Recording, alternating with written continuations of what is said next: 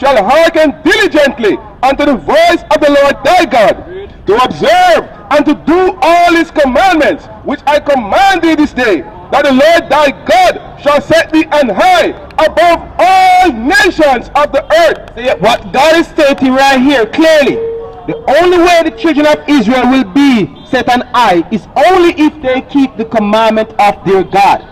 They will not be set on high based on how hard they work. You understand? They will not be set on high by how many money they have. No. They will only be set on high if they keep the commandment of their God. Nothing else. There's no other way. You understand? So God said if they keep the commandment, they will be set on high above all nations. But what else will happen? Read on. What will happen to them if they keep the commandment? Verse 2. And all these blessings shall come upon thee and overtake thee. So